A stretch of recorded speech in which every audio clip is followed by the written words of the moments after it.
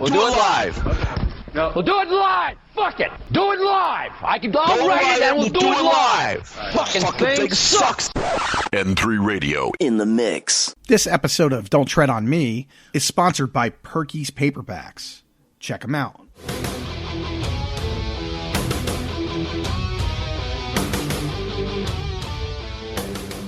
Welcome back to N3 Radio's Don't Tread on Me. I am Beachball29. As you know, Bad Dog is on a break. We'll be hearing from him soon. In the meantime, I am totally convinced that the Democratic Party is suffering from ergotism. That is the only thing I have to say as far as what's going on, because these people are insane. If they're only listening to the Twitterati and not the moderate voter in Pennsylvania, Michigan, Wisconsin that's saying impeachment is bad, they're taking the party right off the cliff. We have a news report here. Democratic Representative Karen Bass from California says House would impeach Trump again if he wins in 2020. Are these people insane? The definition of doing the same thing over and over again, expecting a different result, is the definition of insanity. And I think the Democrats are just being pushed in the corner by the extreme left of the party, the orange man bad part of the party. I can't believe this. Like I said, welcome back to N3 Radio's Don't Tread on Me, where we talk about politics, the world of entertainment, current events from a libertarian conservative point of view. And let's get this impeachment thing out of the way real quick. Now they're trying to move it to prime time, the Democrats are, in hopes of getting more people to watch it. Like, they think the best way to fight a celebrity president is to turn... I don't know what these people are thinking. I really don't know what these people are thinking. Also, I want to get to some of the other things that are happening today. The IG report came down. Nobody covered it except for Fox News, as usual, because MSNBC, CNN can't have the American people know what's going on. Just like Tim Pool says in his video, which we're going to hear, his video, impeachment finally flips in Trump's favor. New poll shows even Democrat voters starting to oppose. I want to get to this video right now. It's about 21 minutes long, so keep it tuned right here to N3 Radio's Don't Tread on Me. We'll be right back. Here's Tim Pool. Check out his channel. It's really cool. He's a milquetoast fence-sitting Democrat, but I respect Tim Pool. I may not agree with him on a lot of his points, but at least he tells me what he thinks honestly and truthfully, and we need more reporters like him in the world. The latest poll from Quinnipiac shows that the majority of Americans now oppose impeachment. This is significant. It means a dam has broken on the Democrat side. Because mind you, in the past several weeks, we have seen moderates had flipped, now opposing impeachment.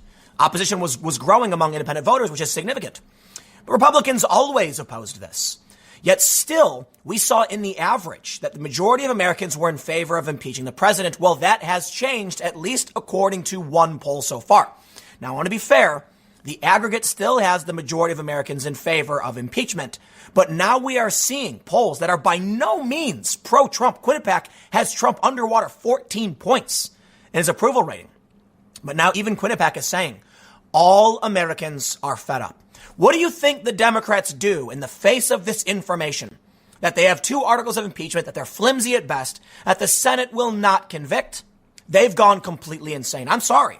I'm being hyperbolic, okay? I'm exaggerating. They're not literally insane, but I got to tell you, I don't know what they're thinking. You see this story on the screen? For those that are listening, let me read it to you. Democratic Rep. Karen Bass says House would impeach Trump again if he wins in 2020.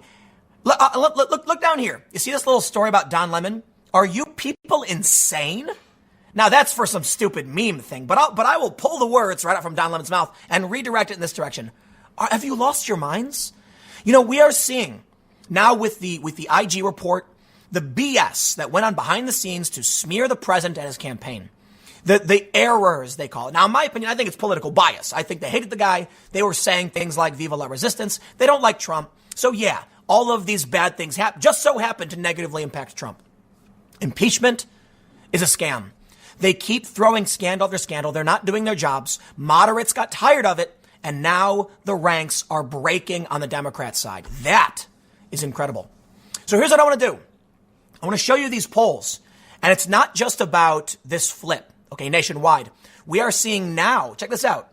This is from the Daily Wire. Trump gets 7-point swing after impeachment inquiry and dominates with independents. So more and more polls keep coming out showing that, you know what, your scandals, the media, the nonsense, it has failed and people are tired of it. People have finally grown a callous to the nonsensical, scandal-driven fake news. And I'm going to go after the news. So let's do this. Let me show you what this Democratic rep says about even if Trump wins again, we're going to impeach him. I'll show you the polls and the aggregates. I'll be fair. But then I want to talk about how the media is playing right now and the flack they're about to receive from this IG report. Before we get started, head over to timcast.com/donate if you would like to support my work. There are several ways you can give: PayPal, cryptocurrency, a physical address. But the best thing you can do is share this video because YouTube does not promote content for political commentary. It seems like they're doing their best to harm our channels, my opinion. But it feels that way. If I'm going to challenge these big, networks and even bigger YouTubers, the best thing you do is share this video to help me compete, and you essentially act as like a decentralized marketing network. So it is greatly appreciated. Let's read this story from last night, Daily Caller.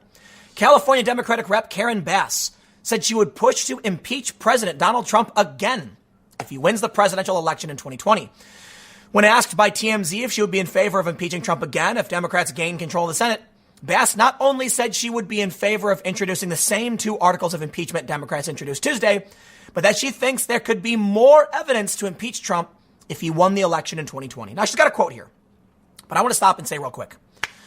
So far, the Horowitz report is out, and it shows that so much of Russiagate is fake news, predicated on bar talk. Like apparently some guy overheard someone at a bar and then launched a counterintelligence investigation over someone just suggesting a conspiracy idea while they drank a beer?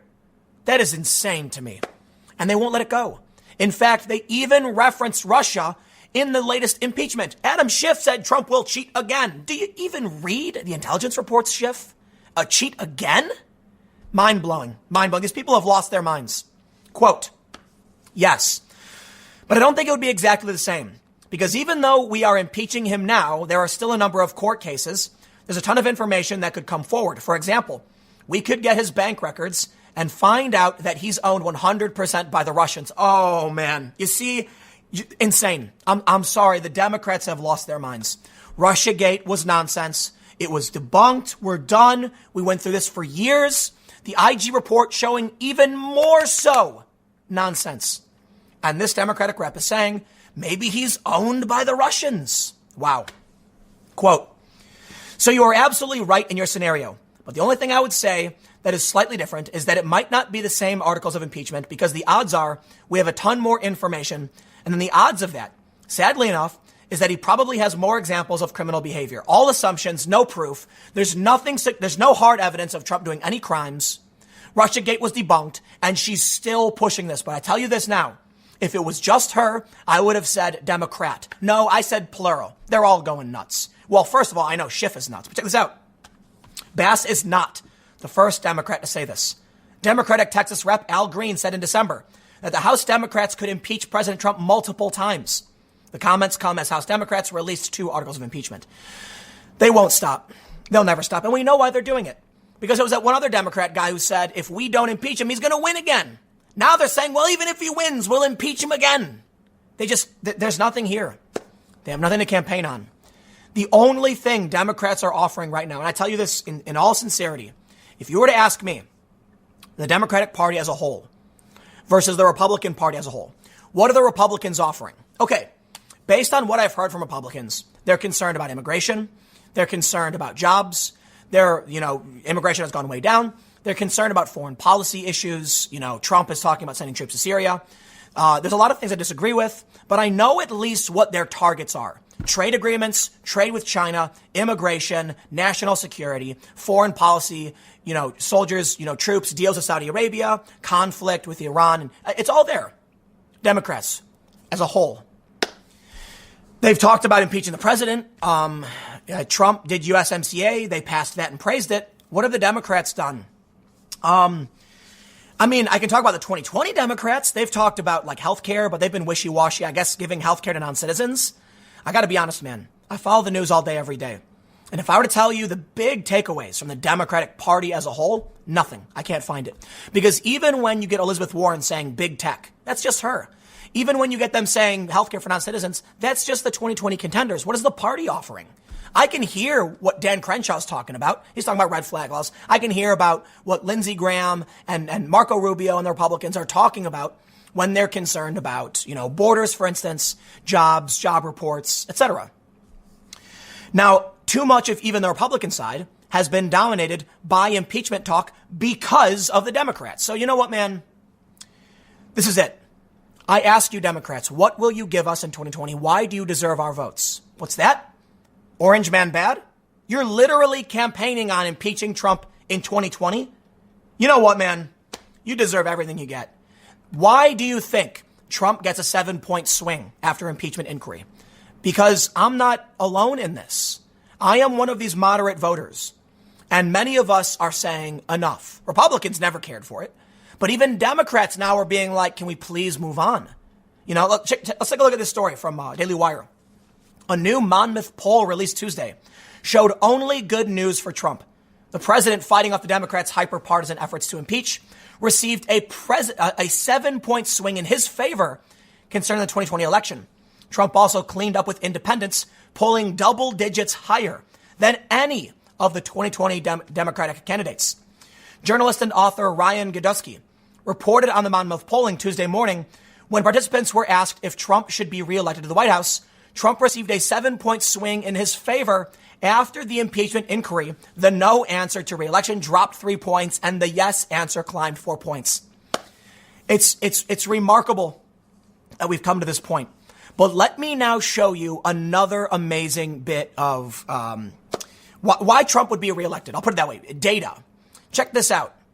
In this poll presented by Aaron Blake of the Washington Post, no less, he said, once again, it will be pretty remarkable if Trump somehow manages to lose re-election. Whoa! Washington Post journalists saying this? Now, what could possibly have happened? Trend. Would you say that you are better off or worse off financially today than 2016? Better off, 57%. Worse off, 22%. I gotta give it to Trump. He deserves it. He absolutely does. If a Washington Post reporter is going to come out and show the data saying that 57% of Americans polled are better off and 22% are worse off, that is a tremendous feat and tremendous accomplishment, and the man deserves credit. Trump, I wish you weren't such a boisterous blowhard calling people names on Twitter. I really do. But I will mention too, at a certain point, you have to weigh beyond character. And Trump supporters have made an excellent point in that who cares if Trump is a mean guy if he's getting results? You know what? That's true. You're right. Now, when it comes to foreign policy, I'm not getting the results I want. So, I know you're all going to yell at me and be like, when are you going to accept it? Listen, I get it. And I do have that fear that Democrats, when they get in office, they're going to hurt this. But guess what? There's more. And I'll come back to this point. Aaron Blake says, among the groups who say at least 2-1 that they are better off today than before, young people, white college graduates, and Hispanics. Incredible. I got to say, truly incredible. So you know what? Much respect to Trump. They'll want to say it. Look, we're 3 years in now, a little bit more than 3 years. No, just about 3 years in. Trump deserves credit for it. You want to talk about Obama's economy? Well, I'm sorry, man. Trump's the president. He's enacted a bunch of changes. There's been tax cuts. There's a trade war, and we're seeing these epic numbers. I have to say, if he's made the lives of many Americans better, 57%, then he absolutely deserves credit. So I think you will find many moderate voters will concede that point. And I said it before, and I'll say it again. This is exactly what we can expect when we see the moderate voters say, I wish Trump wasn't tweeting the way he was, but he's getting those results. Depending on what your core issue is. For me, the economy is up there. Immigration is up there, but foreign policy, war, and conflict has always been my strongest point. So I will absolutely concede that while I would never consider myself a supporter of the man, I absolutely have no problem giving him credit for his victories. And I will absolutely concede that since 2016, my personal favorability towards the man has absolutely gone up. Because listen, I will tell you this. What you guys need to understand, the liberals will get this. Trump's attitude trumps so much. Trump's attitude trumps. No, but it really does. Like, there is a visceral reaction to the way he talks about people, to the insults. And that is, in my opinion, not what a president should be doing. However, there's only so much weight to that. At a certain point, when you see these numbers, I got to stop and think about, is it really about how he is offensive and boisterous and kind of, I'll say it, kind of gross, if he's making people's lives better? That is a tough call. Now, I got to stop you there. For me, if Trump, Trump is entertaining sending troops to Saudi Arabia. He said there was a big report. He said it was fake news, but he's talked about it before. So I think that's a huge factor in whether or not I would be willing to support somebody. But I will absolutely concede. If Trump brought on Tulsi Gabbard as like Secretary of State and Andrew Yang as an economic advisor, I think you'd win me over. I got to admit it. Because, look, Trump can be the worst guy in the world, but for me, you guys know this, one of my biggest voting positions is about foreign policy, and that's why I like Tulsi Gabbard. And if Trump was being led by someone like Tulsi on foreign policy, I might just concede that point. I don't like the guy. I really don't like Trump. I got to be honest. It's rough. It's rough, I think you need to, people who don't get it, don't understand Trump derangement syndrome, you got to recognize that people react really, really, really, like they really do not react well to Trump's character. And the saying goes, people won't remember what you said to them. They'll remember how you made them feel. These numbers to somebody who's tracking the news is going to be sitting there scratching their head like, man, at a certain point, you gotta recognize what Trump has done. But to the average person, they're going to remember how Trump makes them feel. And that's a huge hurdle for the man. But let's do this. New poll shows slipping support for impeachment with 51%. Saying that they do not want Donald Trump removed as he boasts about winning in battleground states. So I'll tell you this now. I am not an easy person to sway to vote. Like I said, I didn't vote for anybody in 2012. Obama didn't get me. I like Tulsi Gabbard. She probably won't be the nominee. So I probably will not vote. But I am not a crazy person. I can absolutely say impeachment was a mistake. Trump should not be impeached. We should respect the conservatives who voted for him. We should respect the process, the Electoral College, the rules as they were laid out before us. And for those that are much more terrified or don't like his attitude, you got to recognize that you don't win them all. It's not the end of the world. Trump's got major victories. Well, you know what? If you want to win, you got to get your head on your shoulders. And the voters are screaming at you right now. Impeachment is not what we want. Here's the point. I have to concede that Trump has done a good job on the economy. Absolutely. I'll concede this too, to the other side. I never thought the world was going to end when Trump got elected anyway. I'm not a crazy person. You know what I mean? I'm just a regular dude who leans kind of to the left on a lot of issues. But I can give Trump that respect and concede that he's done a lot better than I thought he would. That's a fact. And character be damned. I mean, I shouldn't have said that because YouTube's going to punish me. But no, I mean, Trump's got it. He's won the impeachment fight. It's now flipping in his favor. Even Democrats are souring on it. The economy is doing really, really well. What can you say? Trump's got a bad attitude? Yeah, that's true, man. That's true. But what's the alternative? Is it really worth risking a threat to the economy for something like Elizabeth Warren's plans? Man, that's a tough call. Look, I'm a moderate, and I have no problem saying I fear that risk. I absolutely do. So you get it. This is a Quinnipiac poll. Now I want to show you this. President Trump job approval. Quinnipiac has Trump minus 14. That's higher than the other polls. Not the highest. The highest is minus 19, but it's the second worst numbers for any poll. So they're polling people who say, we do not like this man, but we do not want him impeached. That blows my mind. Now, the Quinnipiac poll on approval is from the 4th to 9th, and the Quinnipiac poll from impeachment is from the exact same time. I believe it's the same poll. So check this out. No, +8 for impeachment and removal. Whoa. So you mean to tell me the people who overwhelmingly don't approve of the job he's doing are defending the guy and saying don't impeach him?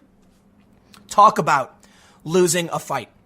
But let me show you, because this video is about the Democrats going insane. Okay, let me show you.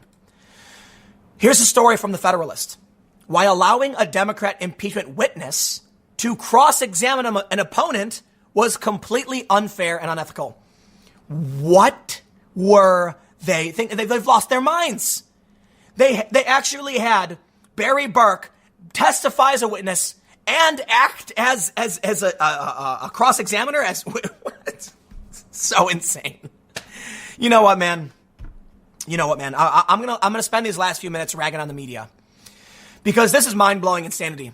They're still pulling forward with this, and you know why? Because the media is there for them. Because the news outlets will protect them. I'm not kidding. Check this out. CNN, MSNBC refused to air DOJ Inspector General hearing live. We just learned from Horowitz in the IG report 17 mistakes.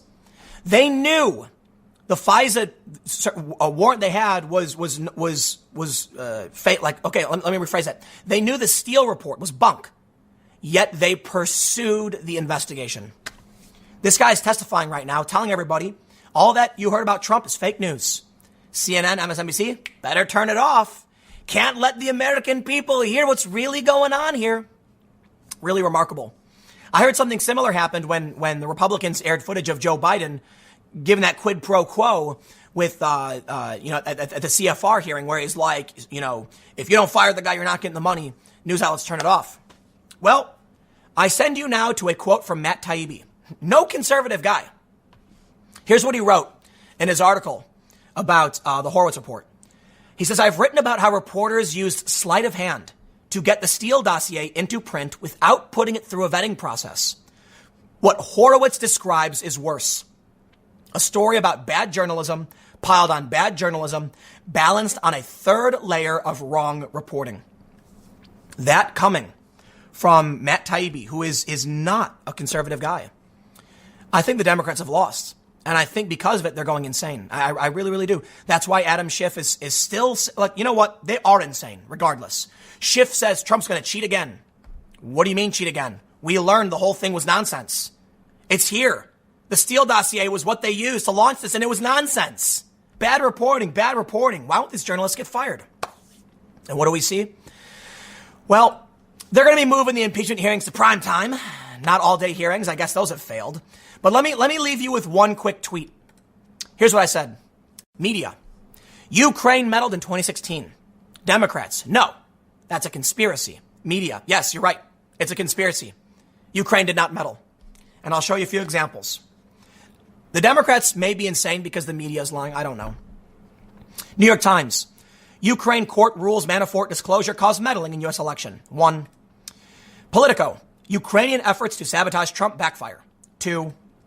A CNN article reports multiple Democratic sources said a DNC contractor whose work included organizing political events for Ukrainian Americans did tell DNC operatives that Ukrainian officials would be willing to deliver damaging information on Trump's campaign and most notably Manafort, his then campaign head, who has previously advised Yanukovych, the former Ukrainian president, with close ties to Moscow.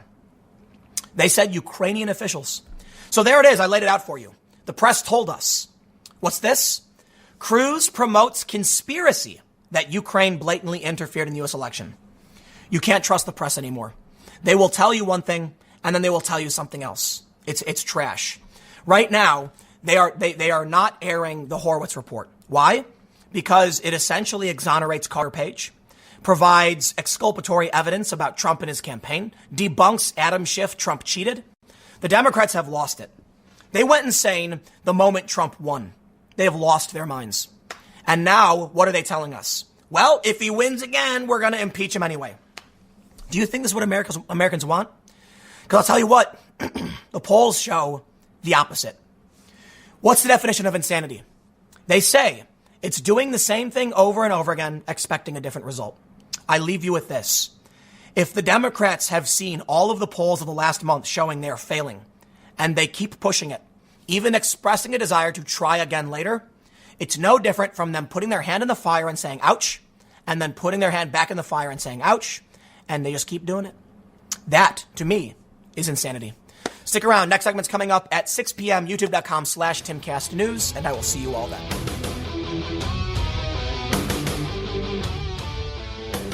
Welcome back to N3 Radio's Don't Tread on Me. I'm your host, Beachball29. Let's get into some of the other stuff that happened today in the wonderful world of news, and we'll hear some YouTube videos here as well. Always like to listen to Mark Dice. Even though most of his stuff at the end is just promoting his stuff, I could understand, because the way YouTube has monetized everything now, they're censoring conservatives and promoting big-time companies. It's hard to make money on YouTube now, so I don't besmirch him for pushing his stuff. So you'll have to put up with some of that at the end of his video. But the beginning of his video is really cool, where that the liberal media is just going insane because they don't understand that they don't hold the power anymore. They don't control what news goes in and out. The internet has really changed everything.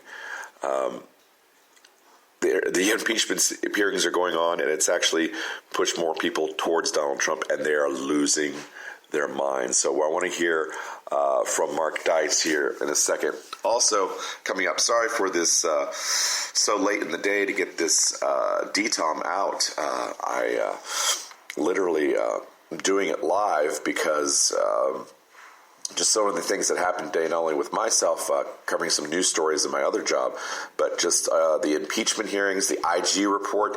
Go see that IG report. Go see Lindsey Graham's opening statement. I don't know where Lindsey Graham found his spine, but apparently he's found it again. Go see it, because CNN and MSNBC stopped covering it after 30 minutes because they were like, "Oh, we can't have people hearing about this. We got to keep pushing this impeachment and this Russiagate stuff." They are still on Russiagate, the Democrats. I can't believe these people. It was debunked. It was disproven. And anyway, Ukrainian meddling, that was reported by Politico. There's all sorts of articles back in 2017. And like Tim Pool mentioned, Ted Cruz says it, and they're saying this wild conspiracy theory by Ted Cruz. It's the media is shit. The media is shit now. You can't trust what they're saying, and I'm in the media. Also, speaking of leftists falling apart, I want to hear from Tim Cast. I want to hear from Anthony Brian Logan, a great YouTuber. Check his YouTube video out. He talks about Don Lemon falling apart live on CNN over Trump's meme, where he snaps his fingers like Thanos and like the Democrats disappear. They don't understand the comedy of memes. It's great. So I want to hear from Anthony Brian Logan about that, about Don Lemon falling apart. We'll also have Tim Cast's take on that. So we got Mark Dice, Anthony Brian Logan, Tim Cast coming up, talking about the liberal media losing their minds. Let's see. We got other stuff coming up. I want to talk about...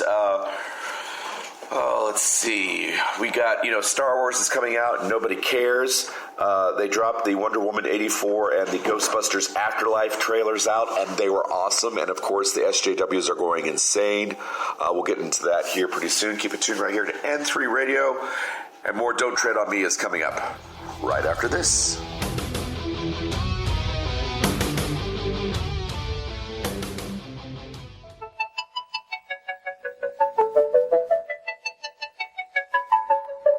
Butterfly in the sky, I can go twice as high.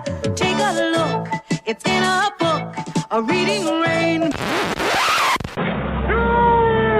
shall not pass! Turn to a world of intrigue, mystery, and adventure with Perky'sPaperbacks.com with the best in paperback books. Yesterday, the Democrats officially filed articles of impeachment against President Trump, and they'll be voting on it sometime in the next week and a half. And nobody cared. No Republicans are concerned about this. It was as if it was an ordinary Tuesday. In fact, many believe that this is only going to help President Trump, and the poll numbers are showing that. I am inevitable. On this solemn day, I recall that the first order of business for members of... And MSNBC's Chris Matthews is blaming Fox News. The poll numbers aren't changing, and we could say, hasn't anybody watched these impeachment hearings over the last 2 weeks? But today, half the country is watching a completely different version of these events of news. How much does that impact the way all this has been absorbed? That wasn't the case in the last 2 impeachments. No, there wasn't a Fox. That's different. And we would have gotten away with it too if it weren't for that pesky Fox News channel. But CNN has even more to be disappointed about than MSNBC. The ratings at the end of November dropped to an almost 3-year low. And the ratings just came out for Monday night, and according to TV News Headquarters, which posts the television ratings, Anderson Cooper got 305,000 viewers. That was in the first hour of his show, which is 2 hours long. Then it dropped down to 237,000. Meanwhile, Tucker Carlson had 3.6 million viewers, and Chris Hayes over at MSNBC had 1.9 million. At first, I thought they accidentally posted the numbers for the demo, which is the viewer demographic that the advertisers are trying to reach, something like age 24 to 54, but that's even double what their usual demo would be on a good night. And Fox News always has more viewers than CNN and MSNBC combined. So if you were to combine Chris Hayes' viewers with Anderson Cooper's, that'd be 2.2 million viewers. Tucker Carlson had 3.6 million. So these numbers may actually be right. I mean, these numbers may be wrong, but we've seen Anderson Cooper limping along with under 700,000 viewers many times in the last year. And after hyping up the Mueller report and delivering a gigantic nothing burger, CNN's ratings did drop over 25% virtually overnight. And back in 2015, there were weeks when Anderson Cooper could barely get 500,000 viewers, and Don Lemon barely could get over 400,000. So, as laughably low as these numbers are, they may very well be accurate. One of my goals for this year was to get my YouTube videos up to averaging 500,000 viewers apiece, which I wasn't able to do because the YouTube algorithm keeps on changing, and obviously the content is buried in the search results, the homepage, and in the up next recommended section. But they do average about 275 or 280,000 views apiece, which isn't bad considering I'm just a guy on a laptop in my kitchen. All I want for Christmas, Santa, is to beat CNN in the ratings once and for all. Veteran journalist Tom Brokaw just appeared on The Late Show with Stephen Colbert and blamed social media for the reason why so few people believe the mainstream media these days. The big difference between then and now is social media.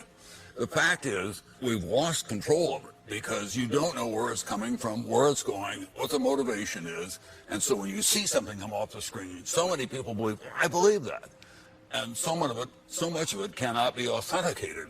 That's a huge difference between then and now. CNN is also getting concerned that OAN, One America News, continues to grow in popularity and is now regularly being given shout-outs by President Trump on Twitter. It seems everyone's tired of CNN, and Geraldo Rivera has come to his wits' end, tweeting out in response to a regular CNN contributor, quote, "F*** Russia and f*** you. I don't have any infatuation. You're the smitten one obsessed with Fox." In response to David Frum, who tweeted that he got to speak with little Brian Stelter about Fox News' Russia infatuation. Yes, it's Fox News who is infatuated with Russia. Oh, and I almost forgot, CNN was less than thrilled with that Thanos meme that I showed you in the beginning of this video, which was originally posted by the Trump campaign on Twitter.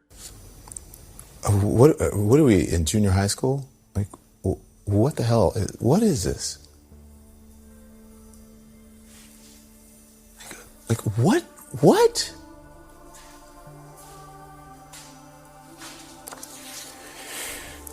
I cannot believe that I'm even having to report this on the news.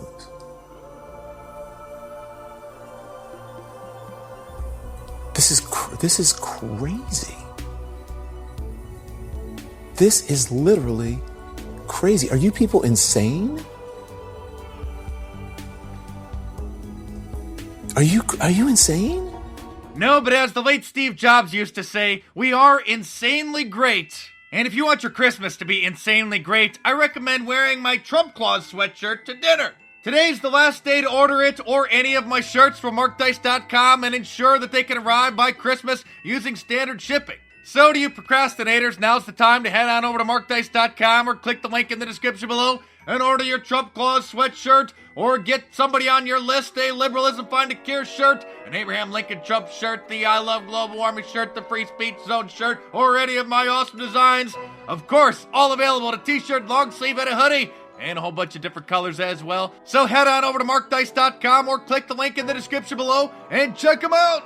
Today's video is brought to you by the good people over at patriotpost.us. They are an excellent source of news, information, op-eds, and all that good stuff. And a link for them will be in the description box. So when you head over there and subscribe, tell them that ABL sent you.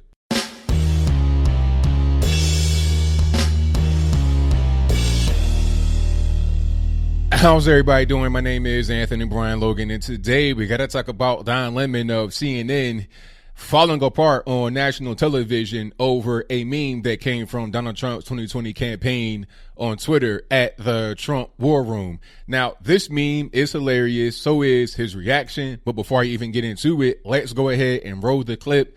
In this clip, you'll see the video meme in action. Then you'll see Don Lemon's response, how way too overdramatic he is. After we get done with that, I'll talk about what was in the meme, what he said. I'll give you my 2 cents, my analysis, and then I'll wrap it on up with a nice bow on top. So without further ado, let's go ahead and roll it. In addition to all the lies and all the blustering at tonight's rally, Trump's War Room posted a meme on Twitter today showing Trump as the supervillain Thanos from the Marvel Avengers movies, dispatching his Democratic enemies. Take a look at this. I am inevitable.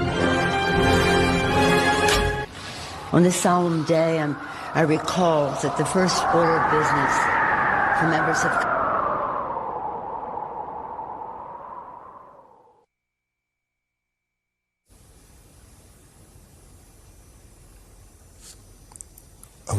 What are we in junior high school?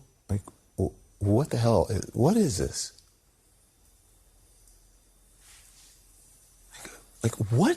What?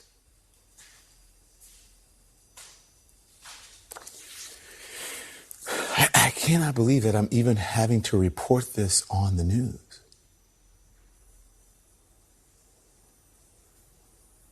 This is crazy. This is literally crazy. Are you people insane? Are you insane? Go ahead. Troll the Democrats on Twitter. Do this stupid, silly, you know what?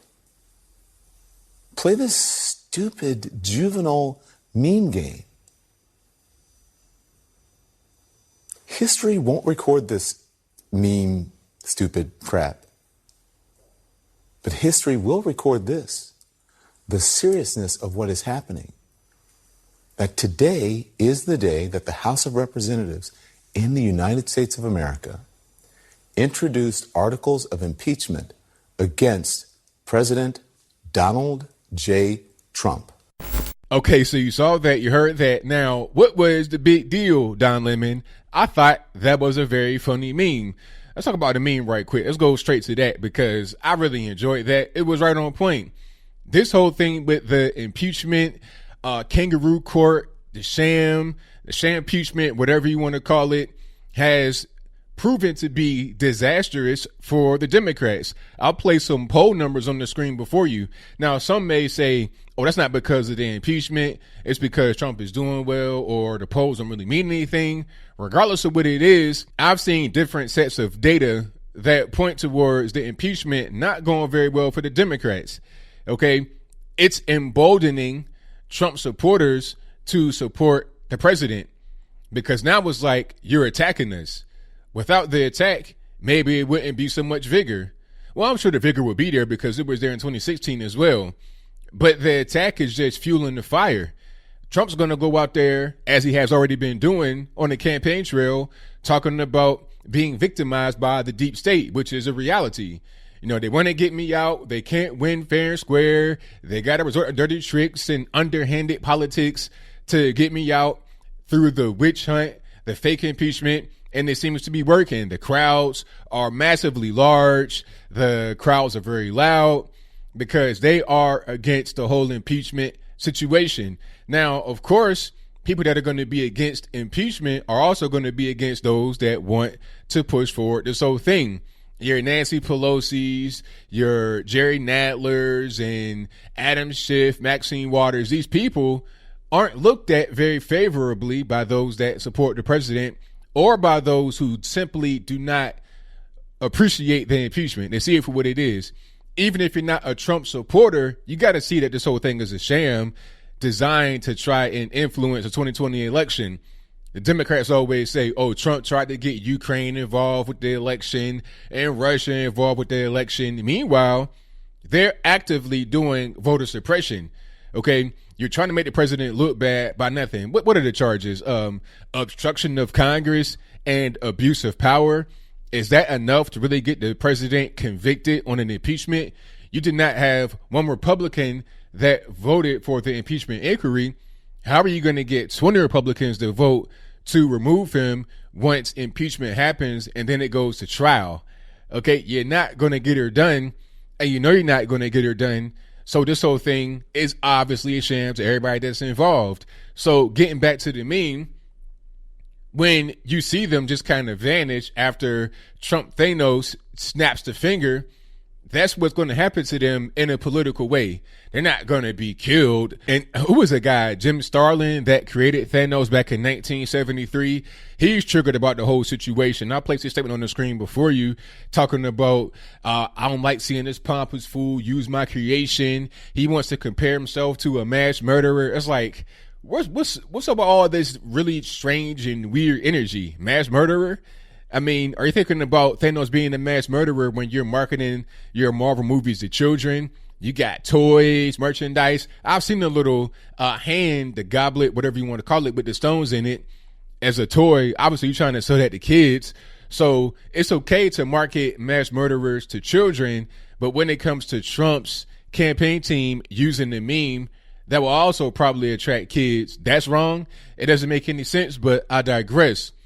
The whole point here is that Trump derangement syndrome is a real thing, and guys like Jim Starlin, who created Thanos back in 1973, and also Don Lemon and many others in mainstream media, television, Twitter, Sphere, Blue Check Mafia, etc., they are suffering from a very severe case of it.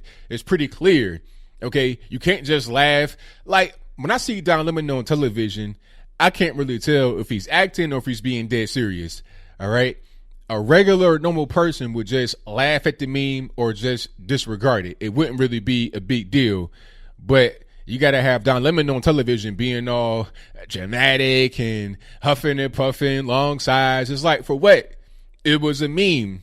It seems like memes, when they go against the left, that's what triggers them a lot. You know, how can you use this? They're trying to censor stuff. It's ridiculous.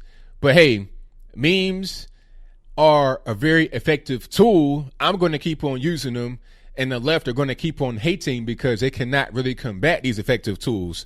They want to be able to kind of just get that out the way and quote unquote level the playing field. They want to just lower the playing field down to where they are right now, which is in the pits. That the numbers are bad, their approval ratings are bad, people are not showing up to their rallies. Nobody's going to a Joe Biden rally to get their hair sniffed on and their shoulders rubbed, you know, without being asked to do so. He'll do that for you. People don't want to be sexually harassed. People don't want to be robbed barefaced by people like Bernie Sanders and Pocahontas. People don't want to get whipped cream squirted in their mouth by Andrew Yang. They just don't want it. They want a guy that's going to be out here leading the people to a good place in the economy, race relations, and everything else dealing with the United States. And that guy right now is Donald Trump. In 2024, it could be Trump Jr., it could be somebody else. It doesn't really matter as long as they have that same kind of energy to do the best for the American people and not what some random donors or what a sick and twisted individual think is the best for America. But I think I'll leave that right there for now. And what say you? Do you think that Don Lemon was correct to be triggered at the meme? How about Jim Starlin? If that's your viewpoint, let me know why in the comments below. But I have a question right quick. What's up with the left being so upset at memes? I mean, what's the real big problem here? It's funny, laugh along or don't laugh along. And if you don't want to laugh with it, okay, I understand, but why be so in your feelings? Like you about to start crying over a simple meme online. I think it's because memes are effective and they want to try and discredit them or to counteract them. I will not be surprised if CNN came out with a whole segment on their network dealing with memes and how bad they are. How about a documentary? How about memes are bad, memes are dangerous? It could be right next to Orange Man Bad in the Netflix category. How about that? Or am I just not seeing what's happening here? Are memes a real danger to society? Should we do more to regulate memes because they're going to hurt people that are out there voting? Is it a form of voter suppression to have a funny meme on Twitter? Whatever your comments are, please let me know in the comments below. And that's all I got to say for this video. If you like what you heard, please comment, rate, share, and subscribe. Peace. The Trump team published a meme video of Donald Trump as Thanos snapping his fingers and erasing several House Democrats. And the media is shocked. Don Lemon's reaction is probably the greatest reaction to anything I've ever seen because the dude loses his mind over this. I want to read this story first and talk to you about the reaction. But I gotta show you this. Don Lemon, he loses his mind. He's like, look at this picture. I don't know if you can see it. But he's like sitting there staring at the camera just like, what? Are you insane? Like, what? A meme of Trump? What are you doing? What are you doing? Let me tell. Okay, first, I gotta say, Trump team, I was questioning why it chose this scene. For those who aren't familiar, it's the scene where Thanos steals the glove from Tony, and there's no stones in it. So when he snaps, nothing happens. And then in their version, and then basically Thanos loses, and Tony snaps, and Thanos gets wiped out. But the funny thing is, the left. There's like a viral tweet from this guy who's like, you mean to tell me you're depicting your favorite president as the guy who loses, like a maniac who loses because of his arrogance or whatever and thinks he's an... Okay, hold on. I'm going to read this a little bit. And I want to explain to you why the meme is fine. I can't believe I have to do this. I'm just going to say it. I'm not going to bury the lead. Did you know that many people made memes about things being Thanos'd after Avengers Infinity War? There was a meme for literally everything being wiped out, and no, it wasn't a reference to genocide. It is just a movie, okay? Now, I can say, hey, guys, not the best scene to pick, but I know you wanted to say, I'm inevitable, fine. That point in the movie, it is when he loses. But it's just a meme about snapping. It's Trump snapping. Like any other meme that people made of all the different things getting snapped away. Nobody was saying, like when the ice cream cone gets snapped away, you're like, are you saying that Ben and Jerry's are tyrants, megalomaniac? No, it's just a meme. It's a joke. It's just saying that Trump is erasing you. What are you doing? They put it in a video. Calm down. Check us out. They say, in the Avengers franchise, superheroes struggle to prevent a supervillain from wiping out half of all life in the universe. On Tuesday, President Trump's team released a video depicting the president as the bad guy, Thanos. It's funny. That's all that matters. You know what? I'll stop too. Because it's probably not even about the meme. It's about this. Like Don Lemon's reaction. They're trolling you, bro. They're trying to make you angry. And it worked. It's so predictable. In the video shared on the Trump War Room Twitter account, which is managed by the team, the Trump 2020 campaign, Trump's face. Yeah, okay, we get it. Thanks for describing, The video came after House Democrats unveiled 2 articles of impeachment against Trump, charging him with abuse of power and obstruction of Congress. After the announcement, Trump on Twitter accused the Democrats of lying. Then came the video. Thanos snaps people out of existence. Thanos, a genocidal warlord with a bulbous head and chin, uses a weapon called the Infinity Gauntlet in the movies, Avengers, whatever. When Thanos snaps his gauntlet-clad fingers, half of everything in existence dies. I am inevitable. Thanos tells Iron Man at the climax of Avengers. I love how this became a news story. Twitter users called out the comparison of Trump to Thanos. Here we go. This is going to be juicy. Many Twitter users were quick to point out Thanos' evil nature, questioning the choice to compare the president and his re-election campaign to the villain. As I already mentioned, everybody was doing snapping memes. No, they weren't pretending to be, Space Hitler. Jordan D. White says, Trump's official campaign Twitter just tweeted a meme comparing him to Thanos. You know, the villain who wants to murder half the universe and depicts him killing the Democrats. Comparing him to Thanos? Come on, it's a movie. Some people brought up how Thanos commits genocide, even murdering his own adopted daughter in his quest for power. It's good the president identifies with the character that commits, checks notes, universal genocide. Others noted that Thanos dies at the end of the battle. He doesn't turn out to be the victor. Right. I'm pretty sure everybody's seen the movie. Plus, Thanos doesn't succeed in making anyone disappear for good either. Kevin M. Cruz, you made Trump a supervillain and depicted him in the scene where he plans to kill everyone in the universe, falls apart, half the people. Oh, no, that was everyone in the universe, yeah.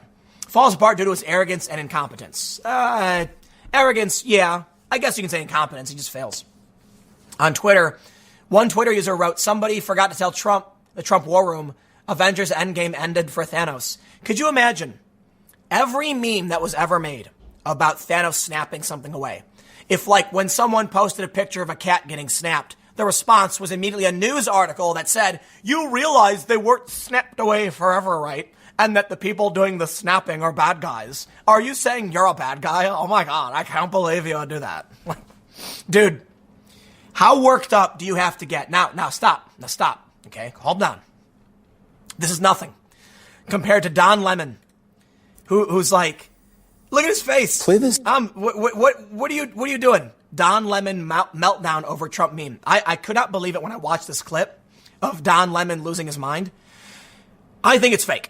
I think Don Lemon is pretending to be outraged. He says, I can't believe I have to report this on the news. What's happening? Oh, dude, you chose to talk about a meme. They've posted many memes. Do you cover all of the memes? You don't. So no, you didn't have to cover this. You're pretending to be shocked and outraged at a stupid movie from a stupid clip from a movie. Man. And I'll tell you this. I didn't have to talk about this. I'm not shocked that I must talk about Don Lemon losing his mind over a meme. I chose to talk about this because it's funny. Because I have a good time. And as you can tell, I'm losing my voice, but this brings me joy. It brings me joy to see the sheer trollability. How easy is it for Donald Trump? Look, he tweets a picture of himself as Rocky Balboa. News articles everywhere. It's like, are they puppets? You know, it's like Don Lemon is a marionette and Trump is just dangling him around. You know, he knows. And it wasn't even Trump who did this. It was his people. That you could make, I'll tell you what. Make a video of just a cartoon of Trump flipping a pancake. Just, that's it. It's literally like Trump wearing a chef hat, smiling at the camera, flipping a pancake, and you are going to get widespread outrage. Trump is not a chef. He does not know how to make pancakes. I bet Trump never cooked for himself a day in his life. How could you think silver spoon, Trump baby? Then there'll be pictures and memes of Trump as a baby with like pancake syrup on his face. They go nuts. Literally anything. Make a clip of Trump as like a Power Ranger fighting Rita, and they're going to be like, you think Trump has the ability to do a backflip? CNN's Don Lemon reacted in disbelief on Don Lemon Tonight over a meme Trump's campaign posted. The meme shows the president superimposed as Thanos. Yeah, we get it. Snaps him into oblivion. What are we? In junior high school? No, you talking about it is junior high. And me responding to you talking about it is even worse. It's grade school. But I'm having a good time. I hope you guys are too. Like, what the hell? What is this? Like, what? He couldn't even talk. I cannot believe that I'm even having to report this on the news. You didn't have to. You didn't have to. You did it because you want to pretend to be outraged at something stupid that no one really cares about. Okay? And I'm doing this now to point out you don't actually care. You're a liar. They don't care about this. It's like the 50th meme Trump's posted in like a day. Okay, I'm exaggerating, but come on. You think anybody cares about this? Lemon appeared shocked by what he referred to as stupid juvenile meme game. What's... This is crazy. This is literally crazy. Are you people insane? Are you insane? Go ahead. Troll the Democrats on Twitter. Do this stupid, silly, you know what? Play this stupid juvenile meme game. History won't record this meme stupid crap. Yes, they will. Yes, they will. Trump is going to go down in history as the meme president. Sorry, it's a fact. He posted Pepe's. He posted himself as Rocky Balboa recently. Now as Thanos. And you're all angry. Guess what? It's going to be in the history books. In 100 years, people will be like, Mommy, what's a meme? And they'll show a picture of Donald Trump. They'll show Donald Trump posting something. So Lemon noted that history would record the day that the House of Representatives in the United States of America introduced articles of impeachment against President Donald J. Trump, the President of the United States of America, for committing high crimes and misdemeanors. And I assure you, Don Lemon, alongside that article, whether you like it or not, is going to be it's going to be a picture of Trump as Thanos. There's going to be a historical article about this, the day of impeachment.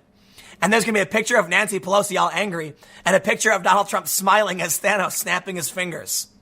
People are going to look back on this and they're going to laugh. I'm sorry, they are. They're going to be like, man, what a goofy guy. Was he not taking it seriously? Do you think people, like, you know what, man? The world is a dangerous, scary place. And one of the things people like about the president is that he makes things a bit more lighthearted. We had this very bad day, I guess, for our history as Americans. And Trump made a joke. And whether you like the joke or not, he's being silly. He's actually a funny guy. It's a fact. You don't got to like the president to recognize he's funny. He knows how to entertain. Don Lemon's furious. Well, unfortunately for you, Lemon, I look forward to the day when they do. There's going to be this is going to be awesome. In 100 years, a 7th grader will have one of those, whiteboard things, the cardboard folded, and it'll be like the impeachment of Donald Trump. And on one side, it'll be like Pelosi and Schiff and Nadler. And the other side, it'll be Thanos Trump snapping his fingers. Isn't that funny? I think it's funny. Playing into the culture, right? Anyway, stick around. I got a couple more segments coming up in a few minutes, and I will see you all shortly, if I can still talk.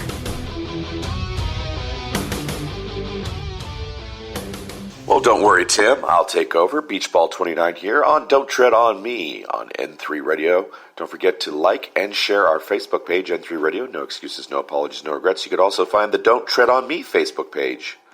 And also, you can find us at Spreaker.com/user/N3 Radio, SoundCloud, Tumblr, Twitter, on YouTube under N3 Radio.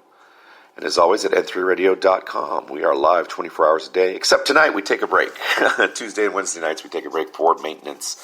But we will have the Jazzlands with RC coming up next, with The Wave with Robert, and we end the night with DJ Kenny Starr and Bang Your Head. That's all coming up next here on N3 Radio. All right, getting back. Speaking, my voice is starting to go. It's catching, apparently. Anyway, sorry for all the Timcast videos. I'm not trying to make this into like the Don't Tread on Me /Timcast channel, but I want to give some other love to other videos here. We always send some love and try to give the Fandom Menace some wonderful, promotion on this channel. We have Fandom Menace talking about Disney CEO Bob Iger is burdened by Star Wars, the Rise of Skywalker. Can you believe this? A Star Wars movie is coming out and nobody's talking about it. A Star Wars movie is coming out and nobody cares. And that's what SJWs and Disney have done. They listen to the Twitterati, they listen to the far left, they pander to them. They don't buy Star Wars. They don't care about Star Wars. They just want to get their message out through mass media and pop culture. And what better way to get their message out through the big pop culture icon and juggernaut that is Star Wars. So I want to talk about that. We'll get into the Fandom Menace's video. It's really, really short. We have the story about the Jersey City shooting. I still don't know what's going on there. They say that Jewish people were targeted. I'm hearing it was a African-American Jewish couple that did this shooting. I don't know why. So we're going to listen from Anthony Brian Logan about that. But mostly we're just going to get deep into the entertainment right after that story by Anthony Brian Logan. We'll have Mecha Random 42, the redheaded harpy, talking about Last Jedi defenders lose their minds as Last Jedi is slammed by Cast and J.J. Abrams. We got all sorts of videos to get to. We've got leftist panic after Trump set to enforce ban on anti-Semitism. We'll get into that story another time. But YouTube is ready to drop new rules, and it's going to be crap for creators. Also want to get into world-class bullshitters, fans abandon Rise of Skywalker. So a lot of videos to get into. We're probably going to have to end it right here. I'm up against the clock. So sorry. Next time we'll have a better product coming up next week. A reminder that on Christmas week, Christmas Day to be exact, there is no show. No show on Christmas Day. We'll probably either have an extended Jazzlands or filler fodder, obviously to let you spend time with your family on Christmas Day. So no show of D-Tom 2 weeks from today, but we will have a show next week, and I promise it'll be a lot better, a lot more stuff coming out from my mind, not so many videos. But definitely want to get into, like I said, Anthony Brian Logan talking about the shootout that happened in Jersey yesterday. We have Mecha Random 42, the Fandom Menace, and World Class Bullshitters talking about Star Wars. I've got Tim Cass talking about YouTube, ready to drop new rules. We'll try to get some quartering in there as well, talking about YouTube's new rules and what's going on in the world of gaming. So if I can, I'll try to squeeze in Jeremy from the quartering as well. So thank you for tuning to this edition of Don't Tread on Me. This is Beachball29 signing off. God bless you all. Have a Merry Christmas, Happy Hanukkah, Kwanzaa, Happy Holidays, whatever, Happy Solstice, whatever holiday you celebrate around this time of year. Yule. I just hope that if you spend time with family, that it goes well. And take this time, even from our side, that knows how important it is to win the pop culture war, the culture war, and win the minds over all Americans with conservatism and libertarianism. It's more important to spend time with your family and to love them. That is what ultimately keeps us together as a nation. And thank you so much for listening to tonight's episode. Have a great night, everybody. My voice is going too.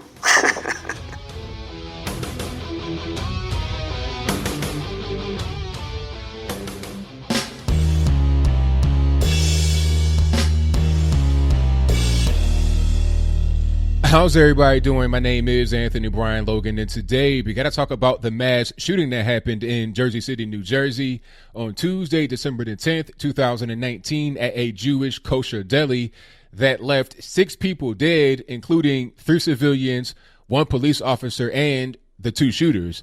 There's a lot to get through, and the reason why I'm doing this video today is because the mainstream media will not touch it with a 10-foot pole. They don't want to do it because it goes against their narrative, and I'll talk about what that narrative is in a little bit. Let's back up a little bit here and start from the top.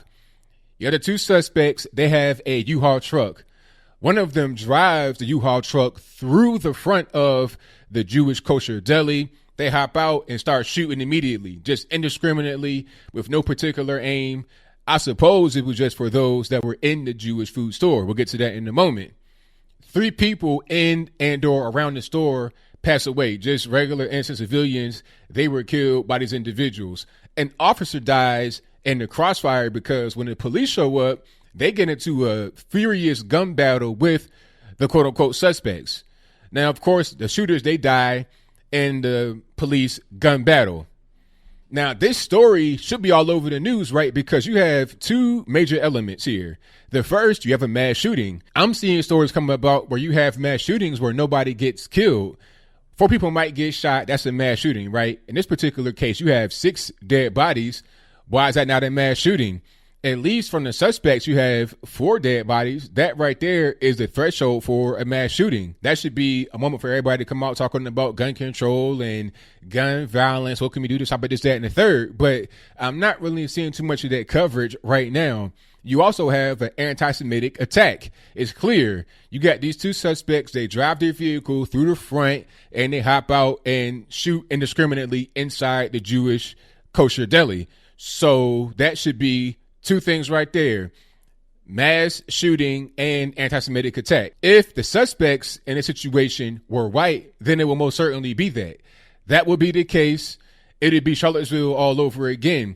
That is being spoken about pretty much every day on television, social media, in the streets. And that was 2.5 years ago where 1 person died and it was white on white violence. It wasn't even white on black or white on Jewish or white on any other, little subgroup. It was white on white violence and 1 person died due to being hit by a car. So if that is like the big topic of conversation every day, why is this pretty much vanished from the mainstream media's vision?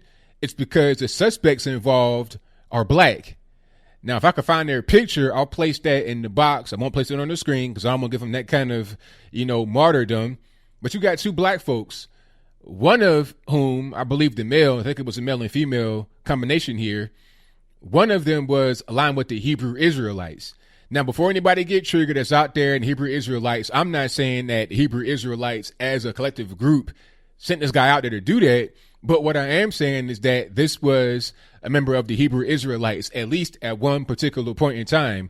The police found social media and they see anti-police, anti-Jewish stuff. He left a note. So we all know that he was part of the Hebrew Israelites at one particular point in time.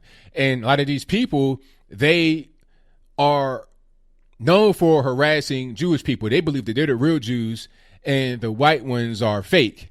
Okay, they, read from the Bible, the Torah, whatever it is, and then they feel like they have the right way to go. That's really what happened. And since that's the case, this story will not be seen in the mainstream media anymore. The Hebrew Israelites are the same ones that were harassing Nick Salmon. Remember that?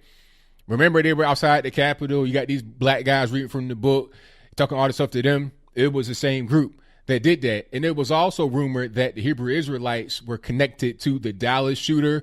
I'm not sure if that's true or false, but it was a rumor. Also, the other guy, I think it was in Baton Rouge.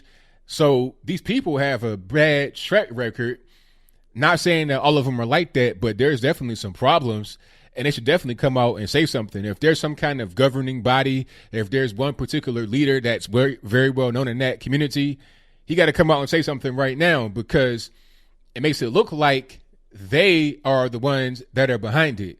Now, granted, the media won't see it that way. The media will ignore the situation. Okay, you have innocent people dead, a police officer dead, and an obvious attack. Did it have any accomplices? Is it going to be a chain reaction? Are you going to have any copycats? Are the media really worried about that? Or are they more worried about just pushing a particular narrative about white supremacy, orange man bad, is that, and the third? I guarantee you, I bet you all the cash in my pocket right now today, if this were a white couple, white female, white male, this would be all over the news. It'd be front page. It'd just bump the impeachment story. It'll bump any story that's going on right now. It will replace Charlottesville as the go-to point. So when people like myself and Candace Owens and many others say white supremacy is not really a big deal in America, and we mean that, they'll say, hey, what about this right here? You got this guy that went out and killed 3 innocent people. They shot a police officer and they died in a blaze of glory. They hated the Jewish people. They hated the black people, this, that, and the third. That'd be all you hear for months and years. Charlottesville has been years now. Only one person died.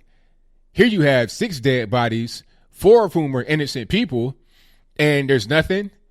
It's not trending on Twitter anymore. There may be a mention of it on the news tonight because it was so big. You got a mass shooting going on, but it won't be focused on too much. Like the whole thing with the Las Vegas shooting, that's focused on a lot. That's focused on a lot, but the Post nightclub, not so much, but I digress.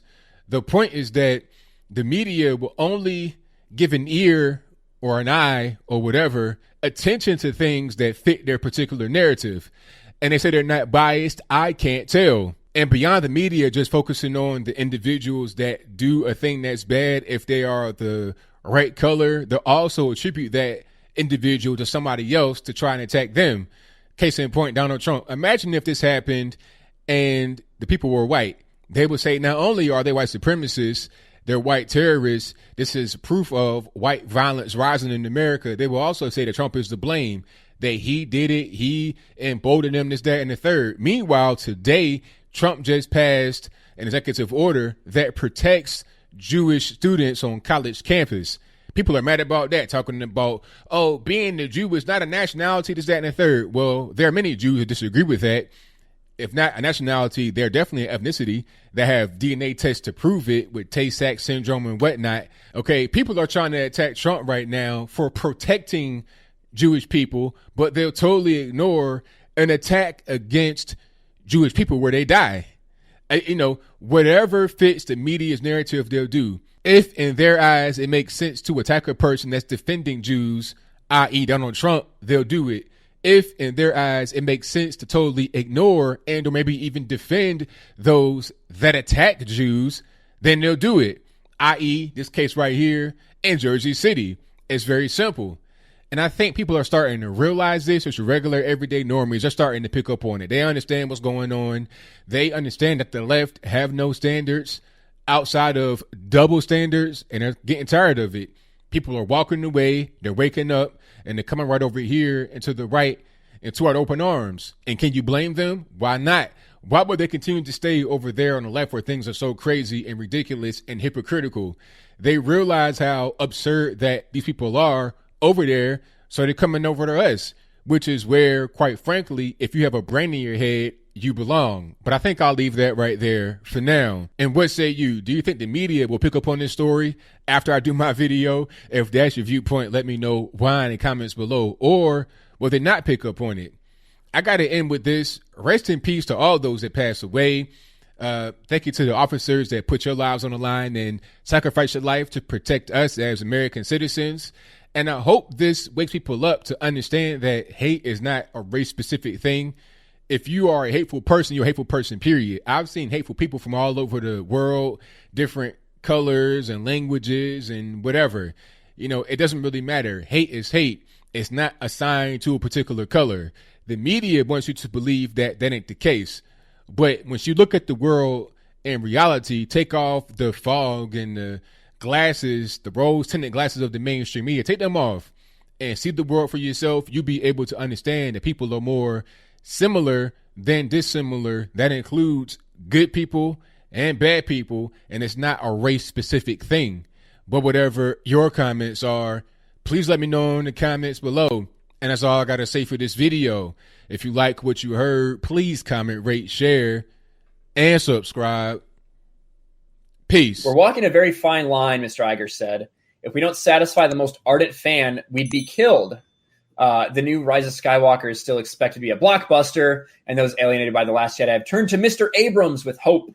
One executive who's worked alongside Mr. Abrams said the director is keeping longtime fans in mind, saying it's like an invisible fan is whispering in his ear during story meetings. It's tough. You can't find a real fan on the entire set of a Star Wars movie, but I guess that's the truth now. Following the conclusion of the Skywalker trilogy this month, Mr. Iger says he wants the next set of movies to be more accessible to common moviegoers, unburdened by decades of Star Wars memories. Unburdened. Yes. What a burden it is to be a fan. To be a fan. I want to point something out here, and it's he literally flips the script like within the same paragraph, right? Like, oh, we expect these alienated fans to return because of Mr. Abrams with hope, because why were we alienated? We were alienated because of the disrespect that you showed for the previous installments. But like following that immediately, we want to be unburdened by the decades of Star Wars memories. You immediately turn around and you say, oh, we don't really want to respect this stuff. We don't really want to show any measure of appreciation for it or value for it. But we also expect alienated fans to turn around because of Mr. Abrams. You are showing us that you don't actually care about this stuff. You are showing us that you have no legitimate investment or desire to give us something that works in succession to what is already in place, right? You're literally saying that to us. We don't want to be burdened by this stuff, but we want the longtime fans to have been alienated by all of this stuff to return to Abrams with hope because it's like a fan whispering in the ear during the story meetings. No, you don't actually care about us returning, not legitimately. You just want us to believe we should return so that we will give you our money for this movie, right? That's what you want. You want to convince us that you mean well, while all the time you want nothing more than to be unsaddled by the very property that you purchased because fans loved it so much. Like, your doublespeak here is very blatant. Are you stupid? Are you retarded? Why would we listen to anything you're saying when in one sentence you're talking about how we'll return with hope because we're in your ear and we're whispering and we mean so much, and then the very next sentence you're talking about how you want to be unburdened by this stuff that is why we came to this table in the first place. You sound like an idiot right now, dude. You sound like a complete moron. As if people wouldn't read this and see what you just said one paragraph after the other. That's insane to me. That's completely insane.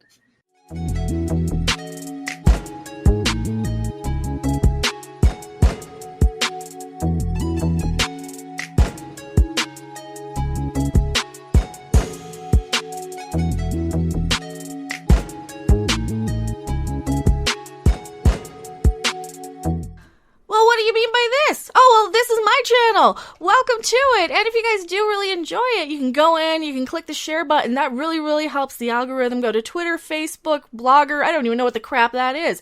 Reddit, all the stuff. So if you do love that, we also have a join button. You go in, you click the little join button. $4.99 a month. You get all the cool, awesome emojis. Now, enjoy the video.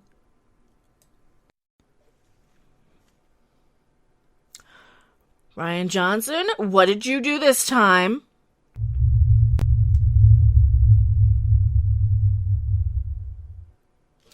Hello everyone, I am NeckaRandom42, your favorite YouTube harpy, the one, the only, the original. Now, Ryan Johnson has been trending over on Twitter today, and that just makes me think that I need to bring out the theme music for this one.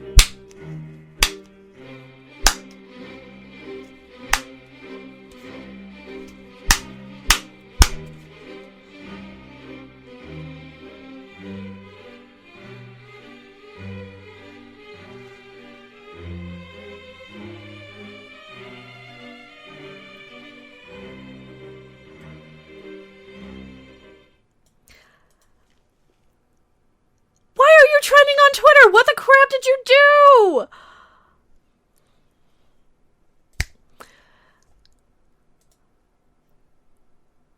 I can tell you what he did. The NPCs and Puritans and SJW types are out there in full force over on Twitter, deciding that because Ryan Johnson had to make a movie that was one hand tied behind his back, he delivered visual and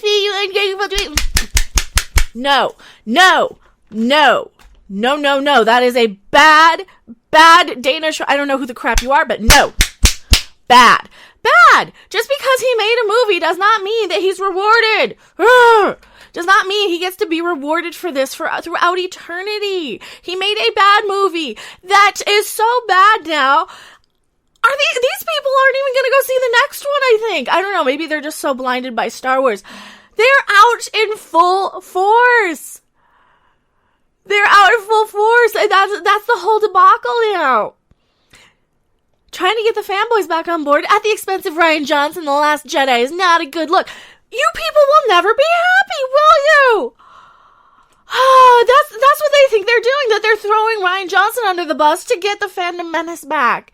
And that's not what happened. He made a bad movie. Stop defending this. There's no reason to defend his bad movie. It's a dumpster fire. It wasn't good. Ryan's so precious. How can anyone have something negative to say about this man? Oh, I'm sure he's a nice enough dude. I'm sure he's fine. I even gave Knives Out a fairly positive review because I wanted to see if it's just Star Wars that he can't do or if he's just terrible. And no, it's just Star Wars he can't do. And he got a little overly sensitive when he got his first negative comment on the internet. Wants everybody to like him. And no, I'm not defending him. No, I'm not. I just wanted to kind of be as informed as I could about going off on Ryan. Ryan Roundheaded Johnson. I get so tired of this crap. And then, of course, you have like this. The only thing more insufferable than people who endlessly cry over The Last Jedi, who people think it's their holy duty to defend the film and Ryan Johnson from any and all criticism. The movie has flaws, and it's on him. Own up to it. You know, I'm gonna agree with that. And as much as I do kind of whine and complain about how The Last Jedi was bad, and it's ruining my enjoyment of Star Wars to have to go in and think that because of how much of a massive cuck-up they did with The Last Jedi, we're getting this disjointed mess of Mary Ray Sue being the bestest Jedi ever. You can't stop me, I'm a Jedi from Jakku. Shut up, Ray. No. Don't make me get my thwacker for Ray too. Here we go. Another blue, nasty, little check. Look at that face. Look at that expression. Christian. Why would you put that on your profile picture? Smile. It's free. Seriously, you can do a or disapproving smile. It's an incredibly shitty way to treat Ryan. I feel JJ owes him. I'm making shut your mouth. No, you do not get that opinion. No! Now these people are, what's going to happen with this movie next week? Now these people are pissed, the Last Jedi defenders, even though they're getting everything that they want out of this movie. It's for them. It's for them, spoilers, Reylo confirmed crap, Rey being the bestest thing ever. It's for them. It's not for us old fans. And of course, what are they up in arms about? Well, they're up in arms about this interview with J.J. Abrams, with the John Boyega stuff I've done videos on, Anthony Daniels, Daisy Ridley. Everybody basically coming around saying, yeah, it's going to be the best ending ever. Just like Emilia Clarke from Game of Thrones. We've done countless videos on that. I'm not going to reinsert those clips again. The meat of this article from comicbook.com is basically saying, here's the one criticism that J.J. Abrams shared with the New York Times in regards to The Last Jedi. According to Abrams, The Last Jedi is great in that it is full of surprises and subversions and all sorts of bold choices. Now, here's where J.J. Abrams' opinion takes a serious turn. On the other hand, it's a bit of a meta approach to the story. I don't think that people go to Star Wars to be told this doesn't matter. Well, same to you, buddy. Same to you, buddy, JJ, because you have been telling us, oh no, it doesn't matter, we'll just fix it later, it's a mystery box, it doesn't matter. That's not what people want. None of this mystery box crap, and we're gonna get more of the same. Oh, who are the Knights of Ren? Who cares? They're the bad guys. Why? I don't know, because you told us they are. And that's all the NPC SJW sort of mindset needs, is just to be told who's the good guy and who's the bad guy, and not really question why, because they don't have any critical thought in their head. This is why they're arguing and upset that people are finally calling Rian Johnson out on his crap. There's no real way to square away what J.J. Abrams implies in that statement as anything but a criticism of Rian Johnson's main goals in The Last Jedi, which was clearly subversion of fan predictions and expectations. Well, it wasn't so much subverting, it's that we were kind of led to believe that things were going to get solved in the next movie. Because Force Awakens was not that great of a movie. It was okay, but because The Last Jedi just crapped all over it and broke all of its toys and say, oh no, I'm playing it my way. You don't get Star Wars anymore because, no, we're just going to kill off Luke Skywalker. The Snoke stuff, who cares? We're just going to kill him. Rey doesn't matter. She's nobody. And that's what happened. From the reveal of Rey's non-important parentage to the somber characterization of former galactic hero Luke Skywalker, I'm leaving the flubs in, to the death of Snoke, Johnson seemed to delight in pulling the rug out from under fans. Of course, this wasn't done as a frivolous trickery. A lot of Johnson's thematic focus in The Last Jedi is escaping the same cycles of the past, as well as doing away with the notion that not only those with the last name Skywalker are capable of being great Jedi and Force user heroes. Well, that's kind of the problem. You brought in somebody to make a Star Wars movie, and they're like, I don't want to make a Star Wars movie. Screw Star Wars fans. We'll just chuck every little expectation they have out the window and make my own movie. And that's what they're upset by. Let's look at the thing that they're quoting here. And of course, they're pulling up an article here. This is a JJ interview here. On the other hand, he added, he being JJ Abrams, it's a bit of a meta approach to the story. I don't think that people go to see Star Wars to be told this doesn't matter. Even so, Abrams said The Last Jedi laid the groundwork for Rise of Skywalker, and a story that I think needed a pendulum swing in one direction in order to swing in the other. But when it was announced that Abrams was indeed returning, his actor breathed sighs of relief. I cried, Ridley said, explaining that the director brought a comforting sense of structure and security. Boyega said he was glad Abrams would get to finish the tale he begun in Episode 8. Even as a normal person in the audience, I wanted to see where that story was going. John Boyega said, so, these people are just getting up in arms because the actors are finally calling out Rian Johnson.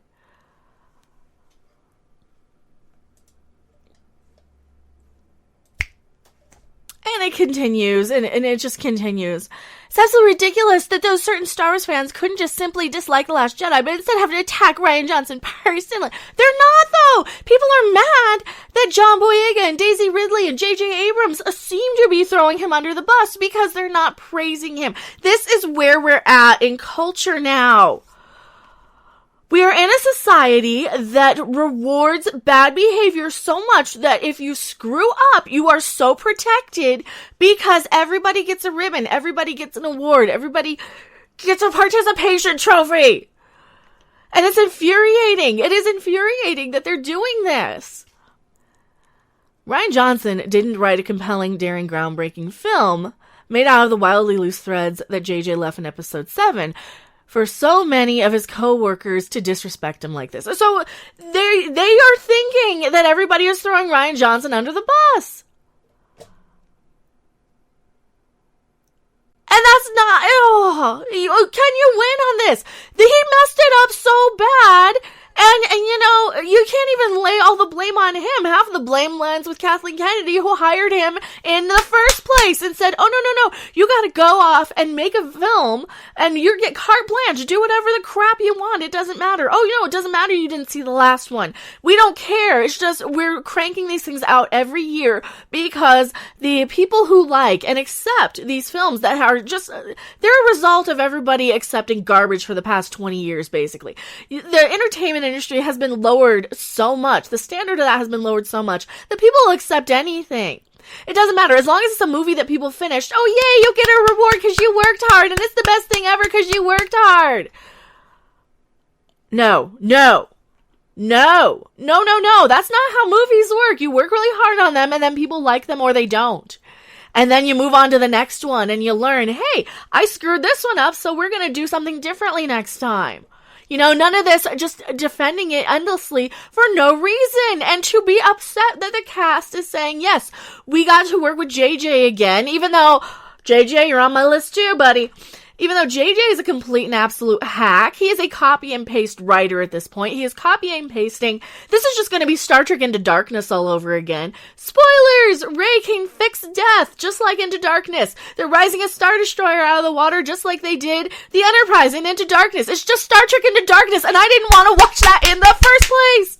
Oh no! And I'm a huge Star Trek person, and that's my next breakdown, is when Star Trek comes back and they ruin Picard even more than they already have by turning him into just no white dude, because that's what they do. That's this culture now, that they cannot take anything from the past without completely wanting to tear it down and destroy it, because that's problematic.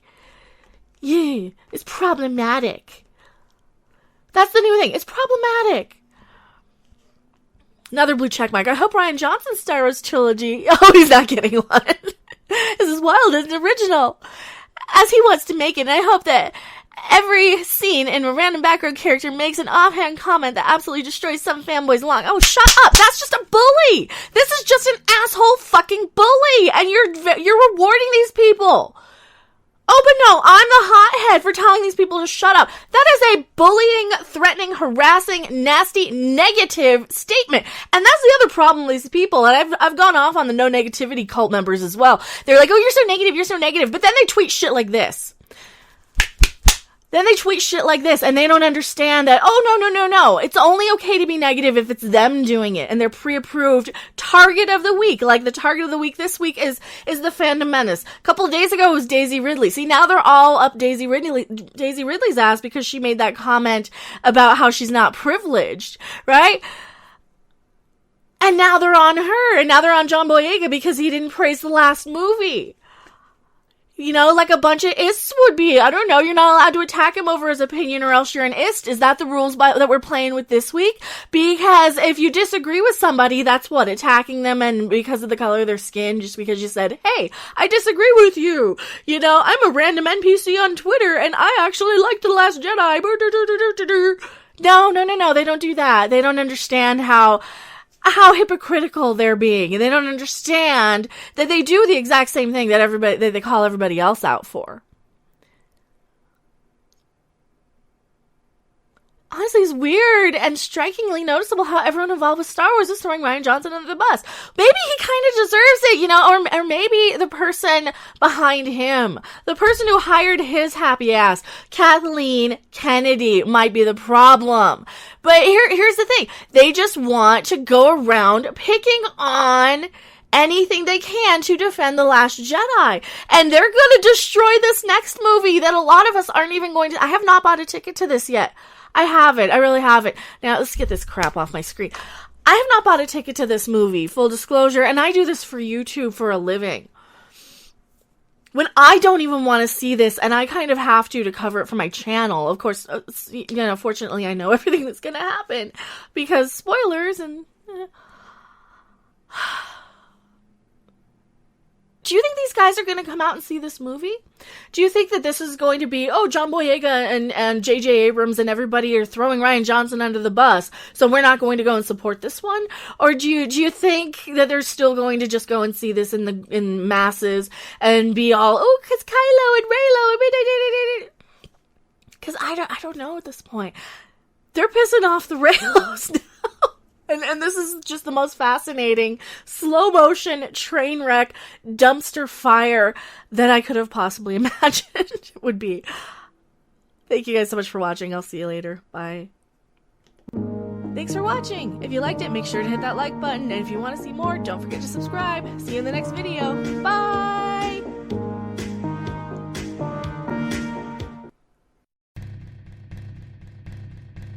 What's up, everybody? If you want to join the greatest online Star Wars community, the Fandom Menace, make sure you hit that subscribe button before today's video starts, so you don't miss out on any updates and you're always the first to know when our newest videos go live.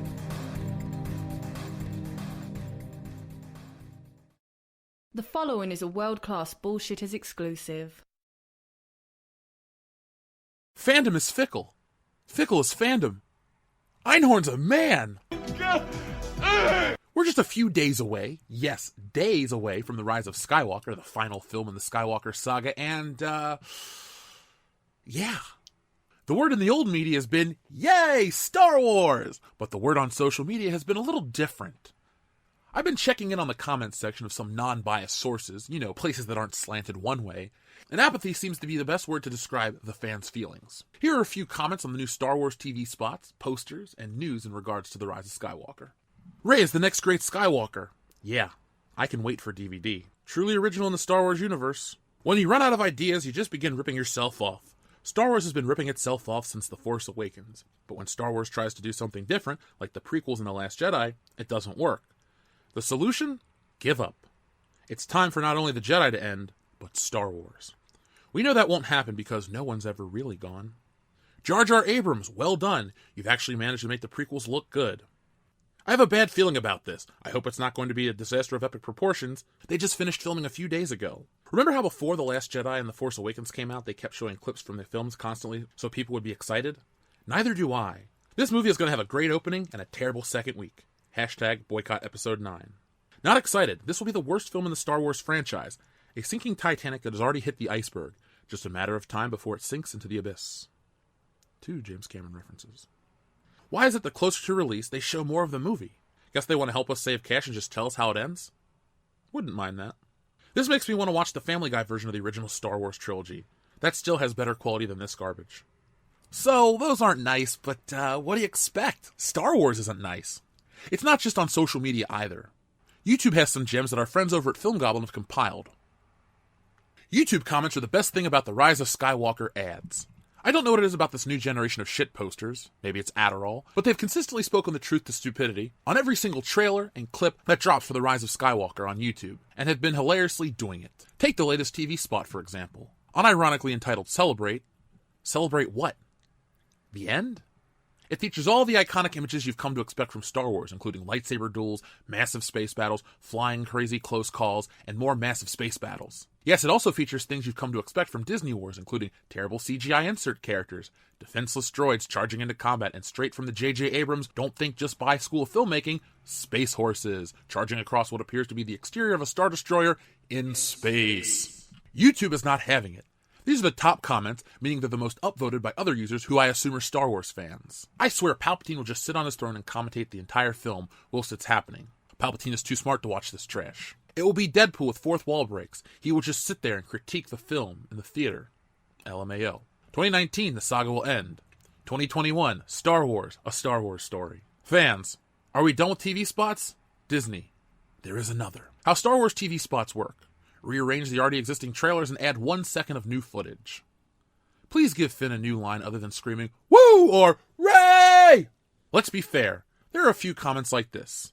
Leia, miss you, Space Mom. You will always be in my heart, as well as many others. Gone but never forgotten. Like Luke said, no one's ever really gone. Looking forward to seeing her on the big screen again. One last time.